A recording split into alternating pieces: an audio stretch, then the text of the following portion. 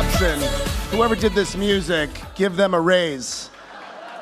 Good afternoon. My name is Corey Johnson, and I am the first openly gay man and first openly HIV-positive person to be Speaker of the New York City Council. It is a real pleasure to be with you today. Today we, of course, celebrate the unbelievable progress our community has made, and we look forward to the hard fights ahead. And as you've heard today, as Mayor Parker did such an exquisite job in laying out, we are living in a time of historic firsts. Lori Lightfoot was just elected to be the first openly lesbian mayor of the city of Chicago.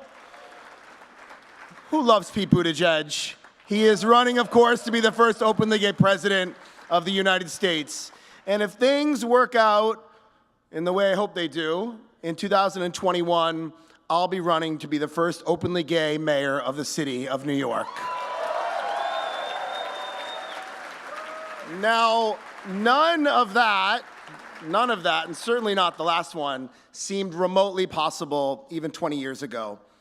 When I was, literally this week, I came out 20 years ago this week to my family in my small town when I was a closeted, despondent, clinically depressed, and suicidal 16-year-old boy living in a small 3,000-person town 30 miles north of Boston in Massachusetts. I grew up in a very big Irish Catholic family. My mom is one of 10. I have 60 cousins. It's a big Thanksgiving. And my childhood wasn't easy. We lived in one of the 12 units of public housing in the town that I grew up in. My stepfather was a good man, but he also suffered from addiction issues, and money was always very tight for our family. But my salvation and my passion and my saving grace was sports. I was elected captain of my high school football team at the end of my junior football season. But I had a secret. I was gay. And I felt completely alone in the world. I really struggled. But when I came out, about 7 months after I was elected captain of the football team, and 6 months after Matthew Shepard had been tragically murdered in Wyoming, when I told my mom that I was gay, I thought the sky might fall, but it didn't. Even as we both sat there crying, my mom made it clear to me that she loved me unconditionally and nothing would ever change that. And then I told her that I wanted to come out to my teammates. She was a little worried about that. But I got lucky. My team and my schoolmates accepted me. I was the only openly gay student out of 1,200 kids in that high school. I got involved with the local chapter of GLSEN, the Gay, Lesbian, Straight Education Network in Massachusetts.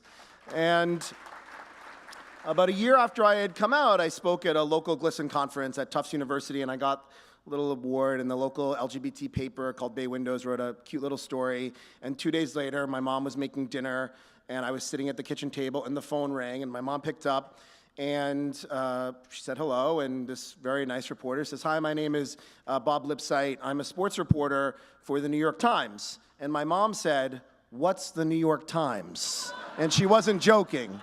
I had never been on an airplane. I had never been outside of Massachusetts or New Hampshire.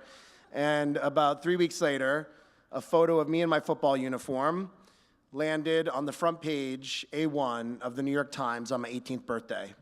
And the whole experience opened up so many doors for me. An enormous weight had been lifted off of my shoulders, and I felt like the luckiest person in the world. But now I realize that it was more than just luck. I came out into a world that people like Elaine Noble and Harvey Milk and Barney Frank helped create. And in my wildest dreams, I never thought that me, a 36-year-old gay man, openly HIV positive, who this July will have been sober from drugs and alcohol for 10 years, would be elected Speaker of the New York City Council in the largest and greatest city in the United States of America. But here we are. How is that possible? How's that possible? It certainly wasn't guaranteed. We are only in this place, and I really deeply believe this in my heart, we are only in this place because of the generations of activists who made it possible. Activists who put their bodies and lives on the line. I am alive today. I seroconverted in 2004 when I was 22 years old, and I immediately lost my health insurance 2 weeks later.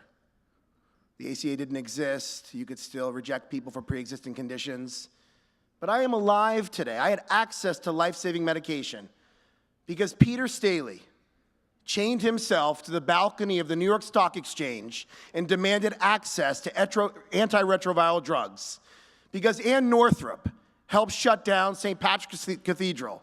Because Larry Kramer stood with a bucket in the harbor of Fire Island and begged for money for his friends who were dying. Because activists and everyday people, many of whom are sitting here in this room, came out when they could lose their jobs, when it was a crime to love their partner, when Stonewall was just another gay bar on Christopher Street. And I am able to run for mayor of New York City because activists and donors decided 28 years ago that the lack of LGBT representation in government was unacceptable and founded the Victory Fund to change that.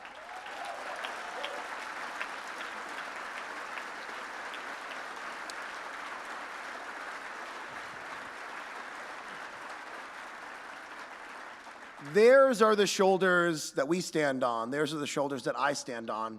And we owe it to them every single day to work to help people in the way that we were helped. There is an old ACT UP slogan. ACT UP, stand tall, tomorrow morning at City Hall. When they were protesting at Koch, that's what they would chant. Tomorrow morning, I will be back at City Hall in Lower Manhattan, a proud gay man, openly HIV positive, healthy in body and in soul, and I will act up every day for the rest of my life for those who came before me, for Kate Kendall and for Anise Parker, for Marsha P. Johnson, for Larry Kramer, for Audre Lorde and for Sylvia Rivera, for Bayard Rustin. I will continue this fight. I know the people in this room will continue this fight. We will save our democracy in these dark and trying times. It was done before, and it will be done again. This is our time. It's on us now. Let's do it together. Let's change this country and this world. Thank you very, very much. Thank you. Can someone put Carly Rae Jepsen back on?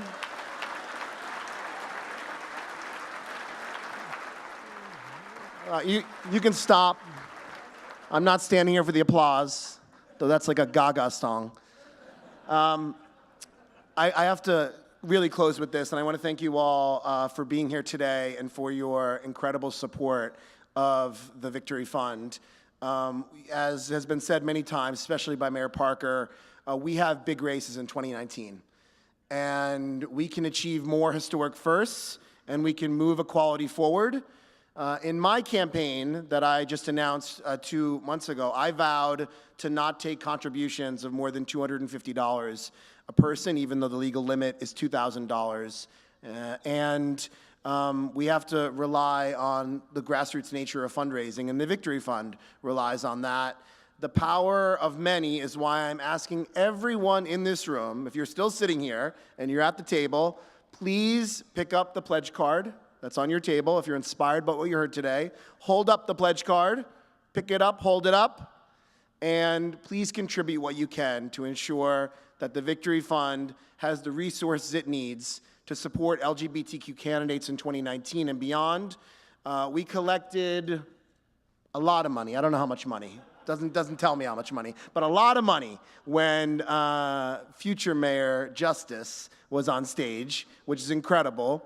But we need to raise more to make the Victory Fund goal and to make sure the Victory Fund is ready for 2019 and 2020. We have 800 people in this room today. Can you imagine how many candidates we could help if everyone in this room contributed just a little bit You know, of course, the Victory Fund was the first national organization, not just LGBTQ organization, to endorse Lori Lightfoot for mayor of Chicago back in December of last year. There were 14 candidates in that race, and she was not the favorite by any stretch at that time. But the Victory Fund believed in her because they spent time with her campaign, they reviewed her campaign strategy, they mapped out her path to victory, and they recognized that it was possible. Victory Fund could spend this time making this determination because its mission is so focused. They're only looking at LGBT candidates who have a potential for victory, not an entire field.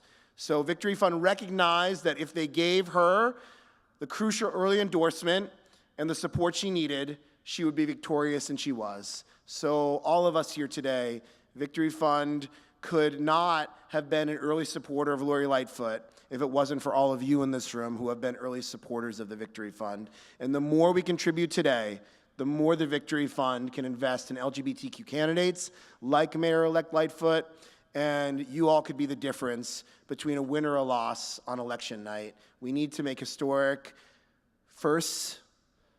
So I want to thank you all for your help. I want to thank you for having me here today, and I look forward to working with all of you. I'm really kind of honored that I got to stand up here today. I'm looking at Danica Rome, and I'm like, I'm such a fangirl of Danica Rome that I was on the same stage as her. We can dance together. Give to the Victory Fund. Thank you all very much. Have a great weekend. Bye.